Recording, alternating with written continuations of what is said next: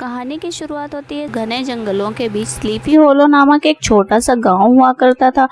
एक रात उसी गांव में रहने वाला एक धनी जमींदार अपने बेटे के साथ कहीं जा रहा होता है, जहां एक और घोड़े की लगाम थामे बग्घी चला रहा था, तो वहीं उसके पिता पीटर बग्घी के अंदर बैठा जल्द से जल्द अपनी मंजिल पर पहुंचने की राह देख रहा था कि तभी अचानक अपने घोड़े के हिनहिनाने की आवाज सुनकर अचानक बाहर से तलवार की आवाज आते सुनकर पीटर बग्घी से बाहर सिर निकाल कर देखता है तो अपने बेटे का बिना सिर वाला धड़ देखकर वो डर के मारे बग्घी के नीचे छलांग लगा देता है और उठकर खेतों की तरफ भागने लगता है। तभी एक जगह पर आकर अचानक उसे एक भयानक शक्ल का स्केयर क्रो दिखाई देता है, जिसको देख अचानक से उसका साया भी कांप उठता है।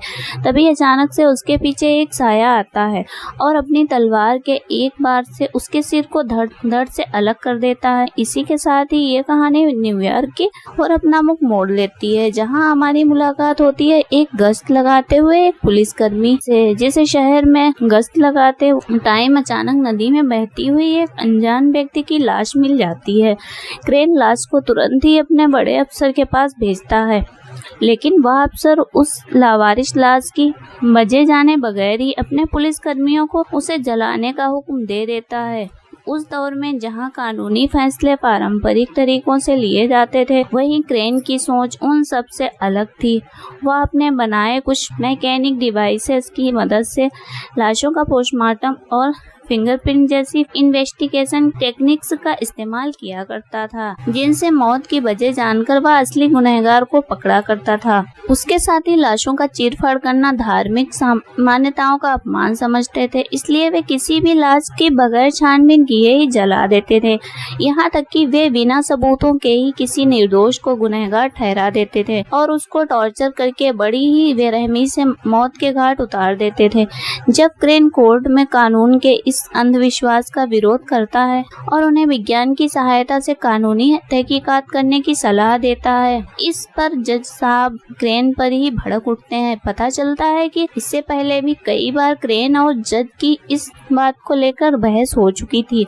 हालांकि जज साहब क्रेन को इस बात का चैलेंज देते हैं। वो क्रेन को बताते हैं कि स्लीपी होलो एक गांव में हाल ही में 3 कत्ल हुए हैं। हालांकि कातिल ने उन तीनों के सिरों को धड़ों से अलग कर दिया है। अब तक कोई भी उस कातिल को ढूंढ नहीं पाया है। जज क्रेन को स्लीपी होलो जाकर अपने तरीकों से क्रेन को उस कातिल को पकड़ने का चैलेंज देते हैं। इस खूंखार कातिल के बारे में सुनकर क्रेन थोड़ा घबरा जरूर जाता है, लेकिन उसे खुद पर इतना भरोसा होता है कि वो अगले ही दिन स्लीपी होलो अपना सामान समेटकर रवाना हो जाता है। अपने घोड़े से 2 दिन का सफर तय करने के बाद क्रेन स्लीपी होलो में दाखिल हो जाता है, लेकिन क्रेन को ये देखकर बड़ी हैरानी होती है। उस गांव में दिन के समय में भी सन्नाटा पसरा हुआ था, जैसे कि पूरा गांव मातम में डूबा हुआ हो। क्रेन उस घर की ओर बढ़ा जहां उसके ठहरने की व्यवस्था की गई थी। इसी दौरान गांव के लोग क्रेन को आता हुआ देखकर अपने घरों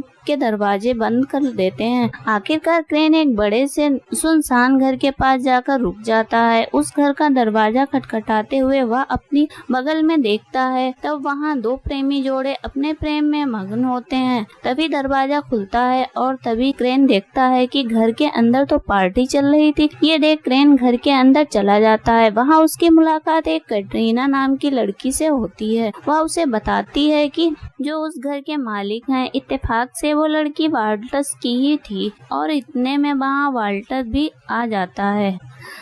क्रेन वाल्टस को अपना परिचय देकर बताता है कि उसे स्लीपी होलो में हो रहे कत्ल की तहकीकात करने न्यूयॉर्क से यहाँ भेजा गया है। यह सुनकर वाल्टस क्रेन का स्वागत करते हुए उसे उसका कमरा दिखाता है। अपने कमरे में सामान रखने के बाद क्रेन जब कत्ल चर्चा करने के लिए वाल्टस के पास वापस जाता है तो देखता है कि वहाँ वाल्टस के साथ उसके 4 दोस्त भी मौजूद थे, जो स्लीपी होलो के जाने माने इंसान जिनमें शामिल थे। स्लीपी होलो के डॉक्टर, चर्च के पादरी, वहाँ के कोर्ट के जज और लायर, साथ ही वाल्टस भी क्रेन को अपना परिचय देते हुए बताता है कि पहले यहाँ मामूली किसान था, लेकिन उसने अपनी मेहनत से इतनी संपत्ति बना ली है कि वह आज गांव का सबसे बड़ा जमींदार है। परिचय हो जाने के बाद क्रेन सीधे मुद्दे पर आता है और उन्हें याद दिलाता है कि यहाँ अब तक 3 कत्ल हो चुके हैं, जिनमें से एक तो था पीटर, दूसरा उसका बेटा और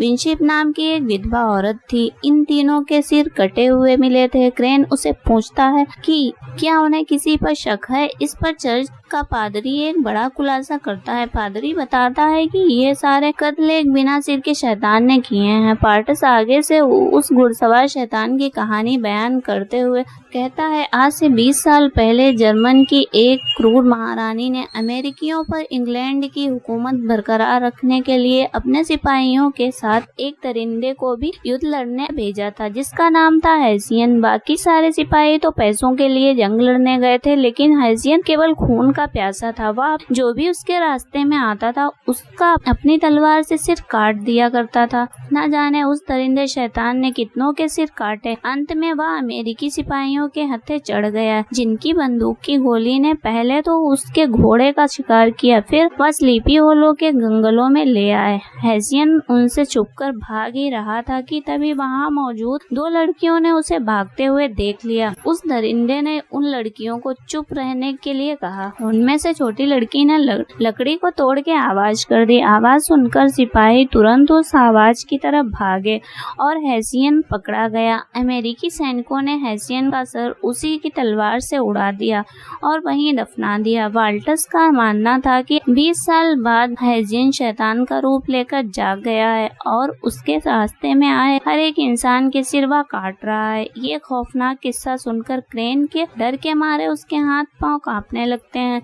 वह खुद को संभाल कर कहता है कि ये सब कहानियां हैं। वो कहता है कि उसे सिर्फ विज्ञान पर यकीन है, इसलिए वह यह बात साबित करने आया है। फिर उसी रात गांव का एक पहरेदार जब अपनी पहरेदारी में व्यस्त होता है, तभी अचानक सर्द हवाई लहरें एक साथ सारी मसालों को बुझा देती हैं, जिसे देख पहरेदार के जिस्म में भय की एक सरसरी दौड़ जाती है। वह तुरंत चौकन्ना हो जाता है और सामने की ओर निशाना साध लेता है। तभी देखता है अचानक सामने से घोड़ों के दौड़ने की आवाज सुनकर वह डर जाता है और अंधेरे में गोली चला देता है। उसकी गोली का कोई असर नहीं होता है, जिसे देख जोनाथन को अपनी जान बचाकर वहां से भागना पड़ता है। वह पर बदकिस्मती से कातिल के घोड़े की रफ्तार जोनाथन की रफ्तार को मात दे जाती है और वो कातिल अपनी तलवार के एक ही बार से जोनाथन का सिर काट देता है।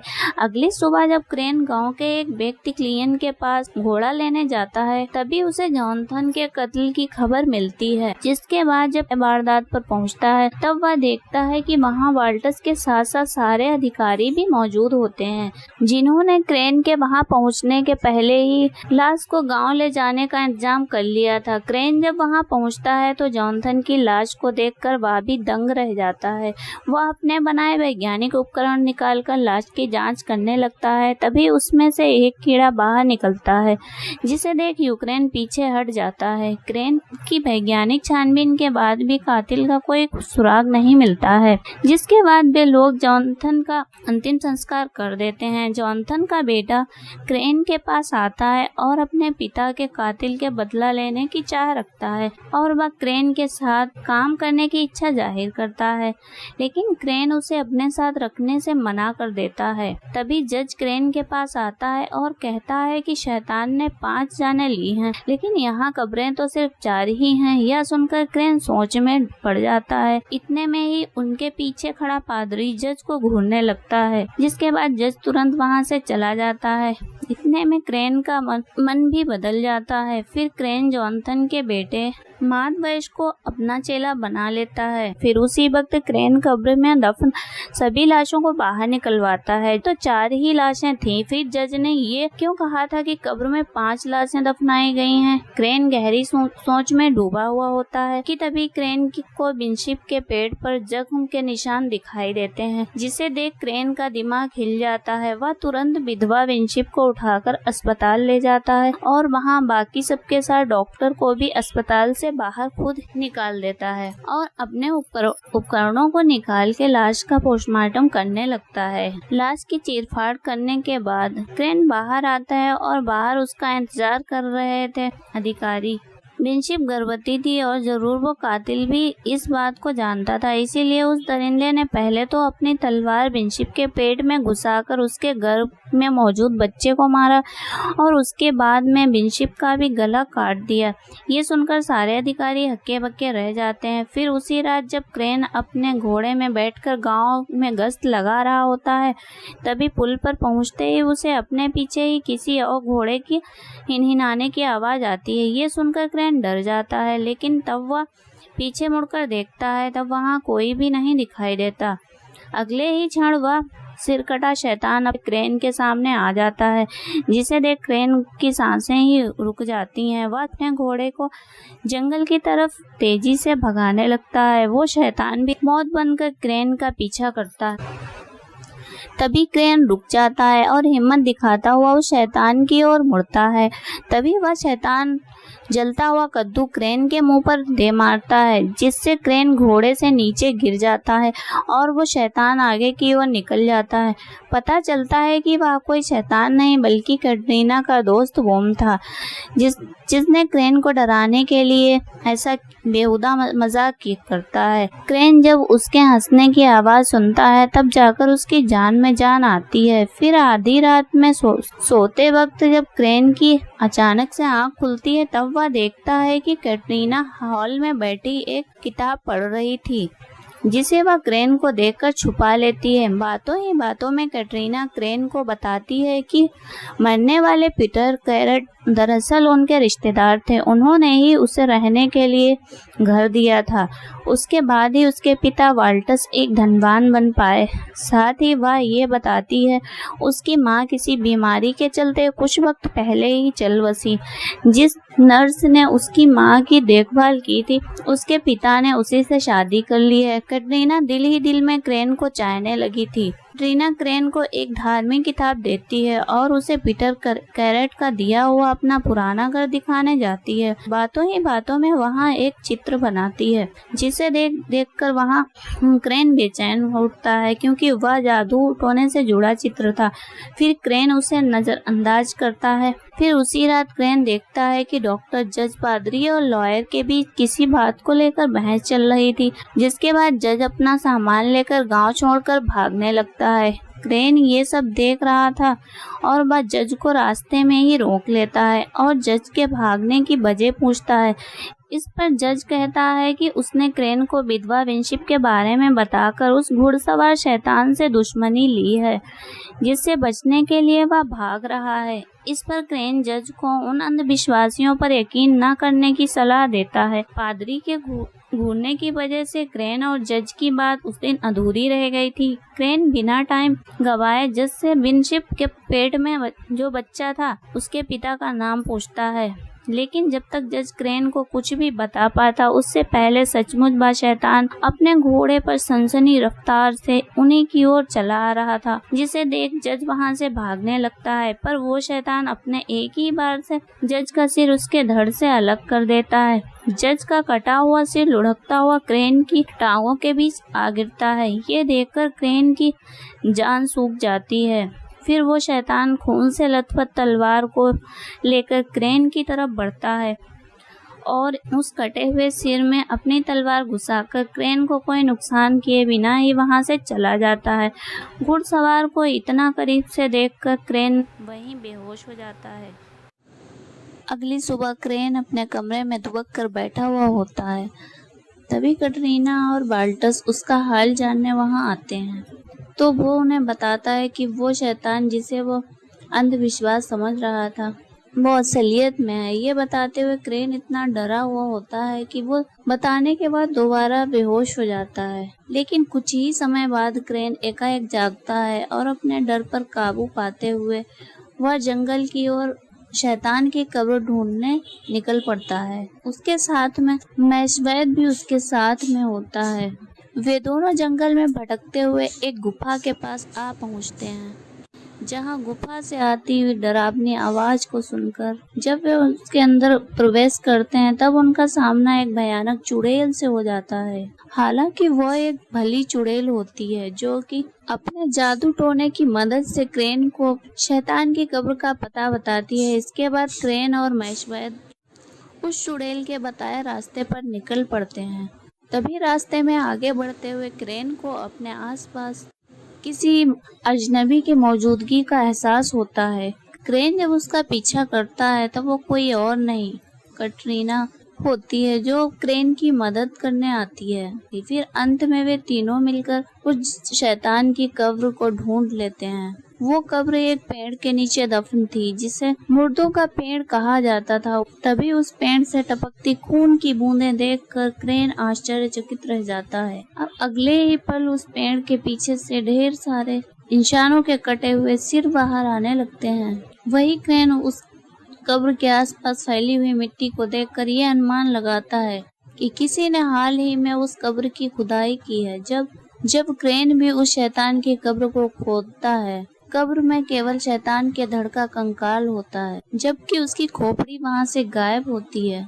तब क्रेन अंदाजा लगाता है कि जरूर किसी ने शैतान की खोपड़ी चुराई है, और वो शैतान अपनी खोपड़ी की तलाश में ही नर्क से बाहर आता है और उसके सामने जितने भी इंसान आते हैं उन सभी के सिर काट देता है। क्रेन ये बोल ही रहा होता है कि तभी एकाएक शैतान उस पेड़ के तने से बाहर निकलता है। हालांकि वो शैतान उन्हें कोई नुकसान पहुंचाए बगैर ही गांव की तरफ निकल जाता है। ये देखकर क्रेन भी उसका पीछा करने लगता है। उधर दूसरी ओर गांव में क्लेन अपनी पत्नी के साथ हंसी खुशी समय बिता रहा होता है कि तभी एकाएक शैतान उसके घर का दरवाजा तोड़कर अंदर घुस आता है, जिसे देख क्लेन घबराकर तलवार उठा लेता है और अपनी पत्नी और बच्चे से छुपने के लिए कहकर उस शैतान का सामना करने लगता है। लेकिन वो टिक नहीं पाता और वो शैतान उस क्लेन का सिर काट देता है। शैतान क्लेन की बीवी और बच्चों को भी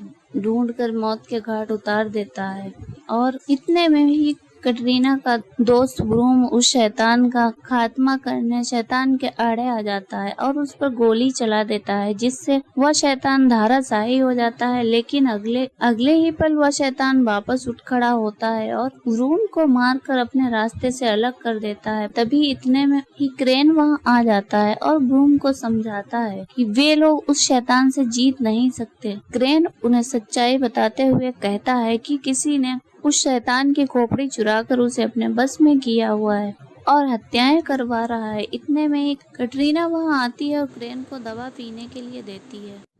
कटरीना ने ये दवा अपने जादू टोने का इस्तेमाल करके बनाई होती है।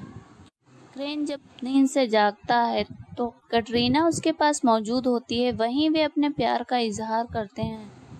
कटरीना की दवा और दुआ से क्रेन बहुत ही जल्द ठीक हो जाता है और अपने काम में लग जाता है। अब क्रेन को पता लगाना था कि आखिर वो कौन है जिसने उस शैतान की खोपड़ी चुराई है और मारे गए लोगों से उसका क्या वास्ता है।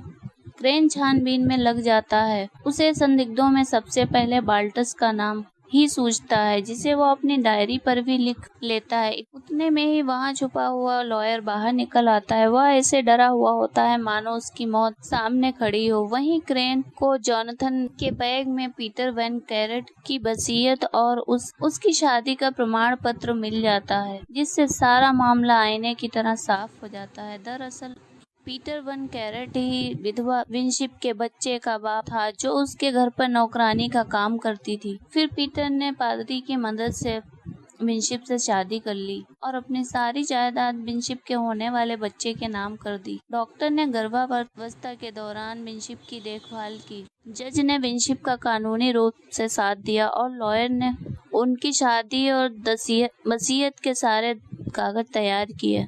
और इन सब काम के लिए पीटर ने अपने वफादार नौकर जोनाथन को इसका गवाह बनाया था, ताकि उसका बेटा डर उसकी वसीयत को खारिज ना कर सके। लेकिन फिर किसी ने उन सारे लोगों को शैतान के हाथों, जो पीटर की जायदाद के हिस्सेदार थे, इसीलिए अब पीटर की सारी जायदाद बाल्टस के हिस्से आ चुकी थी, क्योंकि वो ही उसका आखिरी बचा रिश्तेदार था। इसलिए क्रेन इस नतीजे पर पहुंचता है कि बाल्टस ही वो अपराधी है जिसने शैतान की खोपड़ी चुराई है और पीटर की जायदाद पाने के लिए जायदाद के सारे हिस्सेदारों का कत्ल करवाया है। इसके साथ ही अब वो उन्हें भी मार रहा है जो विनशिप और पीटर के विवाह के साक्षी थे। और इसीलिए पादरी और डॉक्टर और लॉयर इतने डरे हुए थे, क्योंकि वे पीटर और विनशिप के विवाह के साक्षी थे।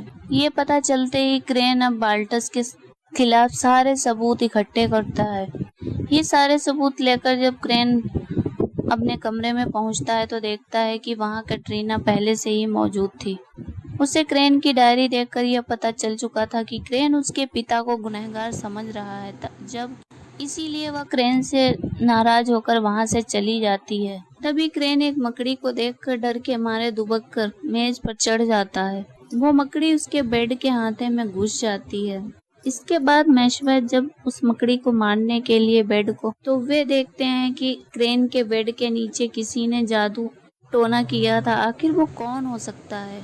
क्रेन रात भर इसी सोच में डूबा होता है कि तभी इतने में ही बाल्टस देखता है कि कैटरीना ने चर्च के अंदर जो जादू टोना करके जो चिन्ह बनाया था, वैसा ही चिन्ह क्रेन के बिस्तर के नीचे बना हुआ था, जिससे वह समझ जाता है कि इन सब मौतों का जिम्मेदार बाल्टस नहीं बल्कि कैटरीना ही है, क्योंकि अब वो ही जायदाद का आखिरी हिस्सेदार बची हुई थी। ये जानने के बाद क्रेन का दिल टूट जाता है और वो अगले ही सुबह गांव छोड़कर जाने लगता है। रास्ते में वो देखता है कि गांव वाले बाल्टस की पत्नी मैरी की लाश को अस्पताल ले आए थे। उसे देख क्रेन को दाल में कुछ काला नजर आता है। क्रेन जब कैटरीना से तोहफे में मिली हुई किताब को खोलता है तो उसे पता चलता है कि कैटरीना ने जादू टोने के लिए जो निशान बनाया था वो दरअसल अपने दोस्तों को बुरी शक्तियों से बचाना चाहती थी, जिसका मतलब था कि कैटरीना एक साफ दिल इंसान थी जो जादू टोना करके अपनों की रक्षा करती थी।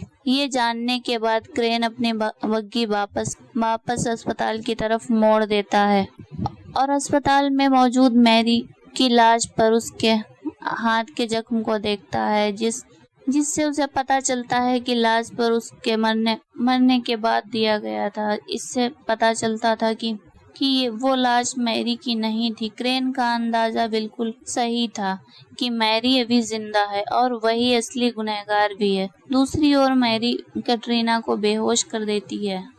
बेहोश करके एक पुराने विंड मिल में ले आती है, जहां कैटरीना के होश में आते ही मैरी कैटरीना को अपनी सच्चाई से रूबरू कराती है। दरअसल 20 साल पहले मैरी के पिता पीटर वैन कैरेट के यहाँ नौकर थे, इसलिए पीटर ने उन्हें रहने के लिए एक छोटी सी झोपड़ी दी थी, जहां मैरी अपनी बहन और माता पिता के साथ हंसी खुशी अपना जीवन यापन करती थी।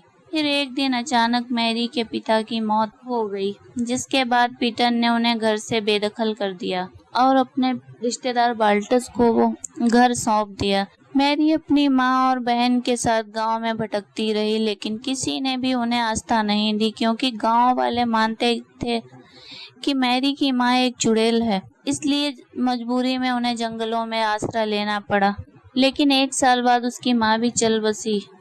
उस दिन मैरी ने कसम खाई कि वो पीटर वैन के पूरे खानदान को खत्म करके उसकी सारी जायदाद की मालकिन बनकर रहेगी। फिर एक दिन जब मैरी अपनी बहन के साथ जंगल में लकड़ियां लेने गई होती है, तभी हेजियन अमेरिकन सैनिकों से अपनी जान बचाकर भागता हुआ वहां आता है। उस वक्त मैरी की बहन तो वहां से भाग गई थी।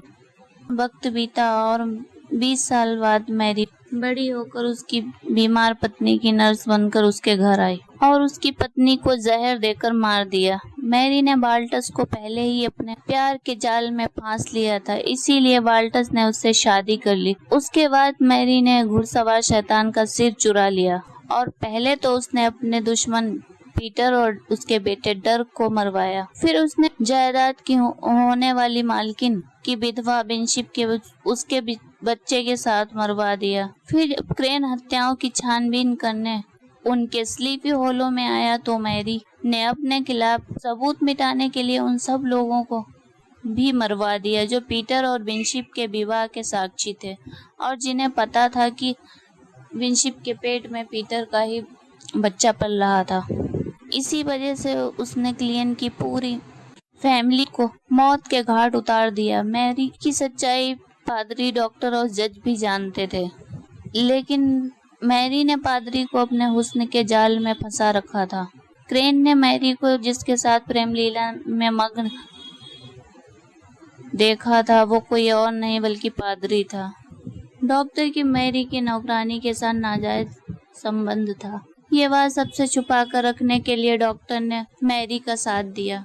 लॉयर ने तो मैरी के डर से ही खुदकुशी कर ली थी और जब सिर्फ जज ने मैरी के खिलाफ आवाज उठाई तो मैरी ने उसे भी मौत के घाट उतार दिया। फिर अंत में उसने अपनी नौकरानी सारा को मारकर अपने कपड़े पहनाए और लोगों को गुमराह किया कि वो मर चुकी है। अब उसे सिर्फ कटरीना को अपने रास्ते से हटाना है, जिसके बाद वो पीटर कैरेट की जायदाद की वो इकलौती मालकिन बन जाएगी। उसे मारने के लिए मैरी ने एक बार फिर घुड़सवार शैतान को जगा दिया था और इसी बीच कटरीना को बचाने आए मैशबेथ को भी वो बंदी बना लेती है। इतने में कैटरीना को बचाने के लिए वहाँ क्रेन, लेकिन वो कैटरीना और मैशबेथ को लेकर भाग पाता। उससे पहले शैतान वहां पहुंच जाता है। उससे बचने के लिए क्रेन सभी को लेकर विंड मिल के ऊपर चढ़ जाता है और वे लोग विंड मिल में आग लगाकर उसके पंखों के सहारे नीचे आ जाते हैं। वो विंड मिल एक बड़े धमाके के साथ जलकर खाक हो जाता है, लेकिन वो शैतान उस आग की लपटों से भी सही सलामत बाहर निकल आता है और तभी मैरी भी वहां आ जाती है। उसके पास उस शैतान की खोपड़ी भी होती है। मैरी क्रेन की छाती में गोली मारकर कैटरीना को पकड़ लेती है और शैतान को अपने पास बुलाने लगती है। शैतान भी अब काफी नजदीक पहुंच चुका था। तभी जमीन पर बेजान पड़ा क्रेन उठ खड़ा होता है और मैशबेथ मैरी पर झपट पड़ता है। दोनों में शैतान की खोपड़ी को लेकर काफी मारामारी होती है। हालांकि अंत में मैशबेथ एक लकड़ी से जोरदार वार करता है, जिसके वार से मैरी वहीं पे बेहोश हो जाती है। दूसरी ओर शैतान ने कटरीना को जकड़ लिया था और अब वो उसका भी सर धड़ से अलग करने ही वाला होता है, पर तभी क्रेन शैतान को आवाज लगाता है और उसकी खोपड़ी उसे सौंपता है। शैतान भी कटरीना को छोड़कर अपनी खोपड़ी को अपने हाथों में लेता है। इसके बाद वो उसे अपनी गर्दन पर लगाता है और देखता है और देखते ही देखते उसका सिर पहले की तरह हो जाता है। वो शैतान अब उसे गुलाम बनाने वाली मैरी को पकड़ लेता है। मैरी जैसे ही होश में आती है वो शैतान उसे नर्क में ले जाता है। इस तरह कटरीना को शैतान से मुक्ति मिल जाती है और क्रेन भी अपने काम में सफल हो जाता है। फिर अंत में क्रेन कैटरीना और मैशबेथ को हमेशा के लिए अपने साथ शहर ले आता है और इस तरह ये फिल्म यहीं पे समाप्त होती है।